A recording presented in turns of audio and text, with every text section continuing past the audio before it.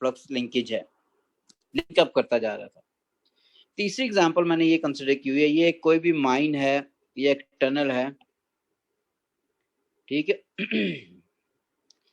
जिसकी दीवारों पे बेटा कुछ भी लिखा हुआ है, कलमा वगैरह या कोई और चीज लिखी हुई है। ये एक पर्सन है जिसने यहाँ पे हेडलाइट लगाई हुई है, और हेडलाइट लगाने से लाइट स्प्रेड आउट होती है, इतने से हिस्से पे लाइट की इंटेंसिटी क्या होगी, बहुत ज्यादा होगी। यानी यहाँ पे अगर मैं इनिशियली कंसिडर करूँ, सपोज यहाँ पे अगर 90% है, यहाँ पे बेटे होगी 70%, यहाँ पे होगी 40%, ठीक है।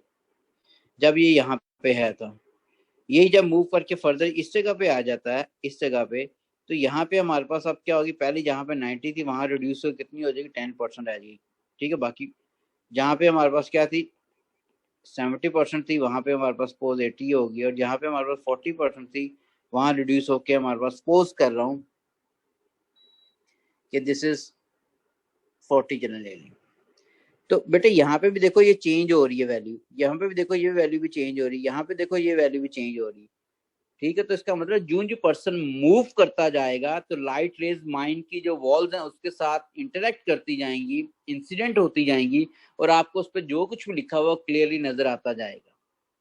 तो वही मैंने लिखा हुआ, rain light rays linked up with the walls of tunnel, linkage का वर्ड है, टनल रेस्ट में थी, सो वो मूव कर रहा था माइंड के अंदर जो पर्सन, तो लिंक अप करता जा रहा था। अब इसी को एग्जांपल को फर्दर लेते हैं मैग्नेटिक फ्लक्स के ऊपर।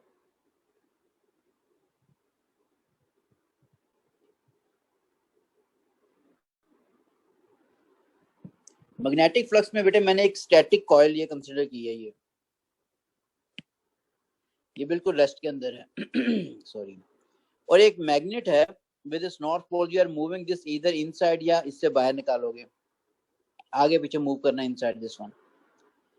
तो जब ये मूव करोगे ये फील्ड एंड पहले क्या होगी, इस वाले हिस्से से पहले टर्न के साथ लिंक अप करेंगे, फिर फर्दर मूव करोगे, फिर इसके साथ लिंक अप करेंगे, फिर फर्दर मूव करोगे, फिर इसके साथ लिंक अप करेंगे, फिर फर्दर मूव करोगे, इसके साथ लिंक अप करेंगे।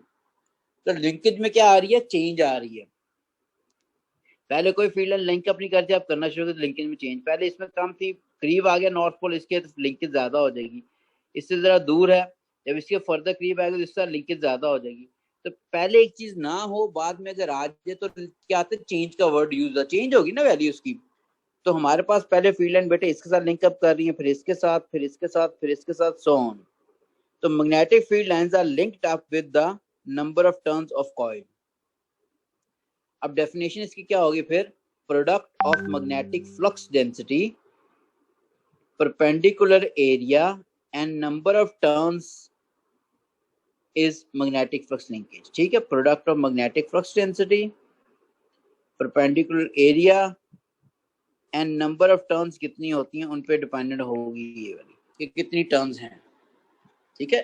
फ्लक्स का फॉर्मूला सिंपल बी ए था, इसका फॉर्मूला क्या हो गया, एन बी ए, ये वाला। इसलिए क्या है, product of number of magnetic flux density and number of turns, and जब नंबर ऑफ टर्न्स आ गई इसका मतलब लिंकेज का वर्ड यूज होगा। तो फॉर्मूला एन बी ए हो गया, एन क्या, number of turns of coil है, B is the magnetic flux density and A is the perpendicular area. Unit इसके क्या होंगे, टर्न वेबर है, टर्न पूरा लिखना पड़ता है बेटे, वेबर का डब्ल्यू बी। लेकिन अगर आप पास्ट पेपर देखोगे तो पास्ट पेपर में टर्न वेबर नहीं होता, उसने सिंपल वेबर ही लिखा होता है, मैंने तो सिंपल वेबर ही लिख दिया, ठीक है। यूनिट इसके क्या होते हैं, स्केलर है। अब एक चीज बड़ी इंपॉर्टेंट जो है from examination point of view, wording किस तरह यूज करनी है। नोट में लिखा magnetic flux is cut by a rod, sheet या पेपर।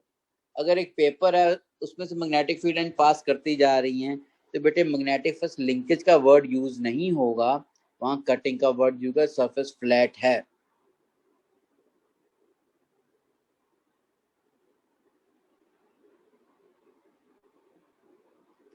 और अगर हमारे पास कॉइल हो तो फिर कटिंग का वर्ड यूज ही नहीं होता, लिंकेज का वर्ड यूज होता है। तो वही मैंने हाईलाइट करके लिखा, magnetic flux is cut by a rod, sheet या प्लेन। और दूसरे में लिखा magnetic flux is linked up by a coil, coil के साथ लिंकेज का वर्ड यूज होता है।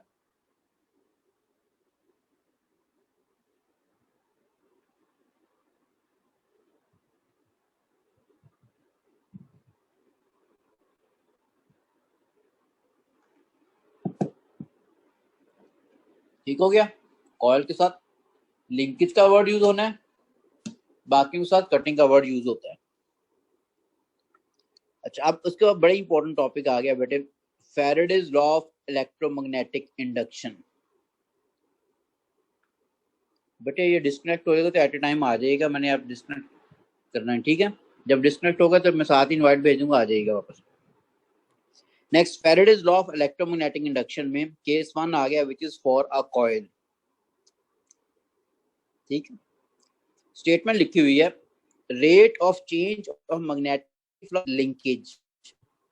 लिंकेज का वर्ड क्यों यूज किया, कॉइल है, लिंकेज जब भी होगी कॉइल का यूज होगा, लिंकेज कॉइल है ये, क्योंकि कॉइल है तो उसका वर्ड लिंकेज का यूज करना है। ठीक हो गया। Rate of change of magnetic flux linkage is directly proportional to EMF induced। Rate का मतलब किसी चीज को इंस्टेंटेनियसली टाइम से डिवाइड कर देना। तो मैथमेटिकल फॉर्म देखें, EMF is directly proportional to minus delta phi over delta T.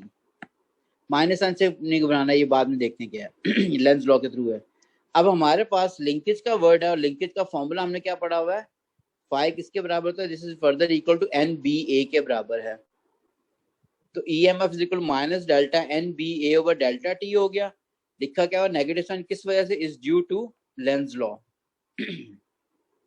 Lens